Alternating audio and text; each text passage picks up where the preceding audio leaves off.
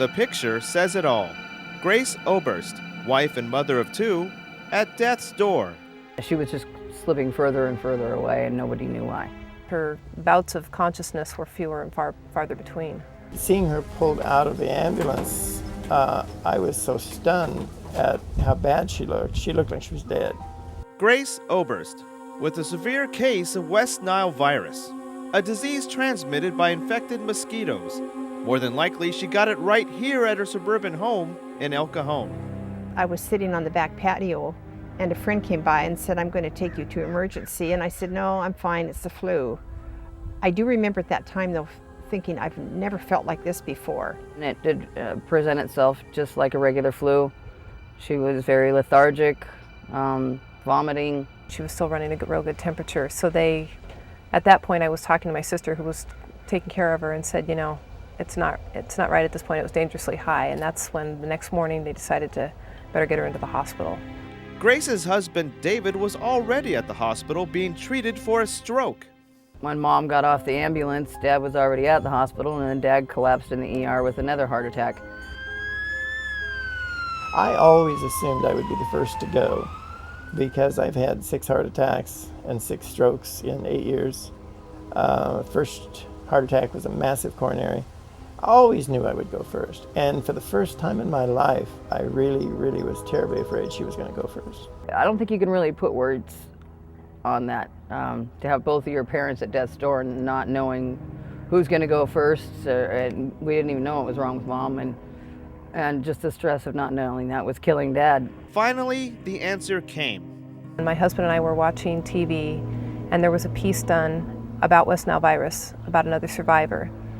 And her symptoms were almost exactly the same. Went in the next morning and requested that they do the West Nile test, and they did. It saved her life, and 9 months later, Grace is still feeling the effects of the virus. She's doing really well, considering where she came from.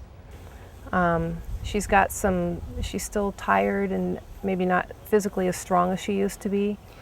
At times, I fatigue easily.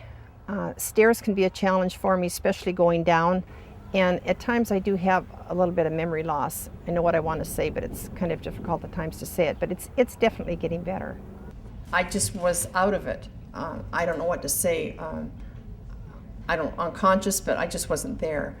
Today, Grace and her family are spreading the word about West Nile virus at educational workshops put on by the county. Well, as we get into the warmer seasons of the year, there's a bigger concern on the part of the County of San Diego, particularly our Department of Environmental Health, Department of Public Health, that there's going to be more opportunities for people to contract West Nile virus, which is primarily transmitted through mosquito bites, which can infect birds, and then that can ultimately impact citizens. It's an effort to make the public aware of what they can do to fight the bite.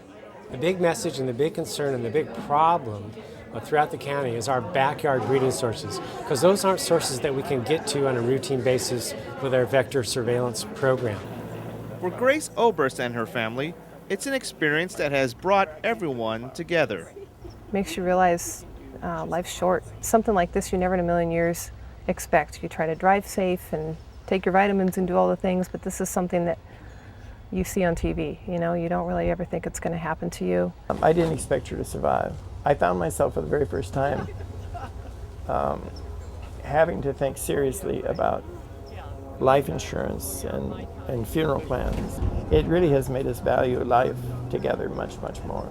I think a lot of people have heard of it, just don't know what it is.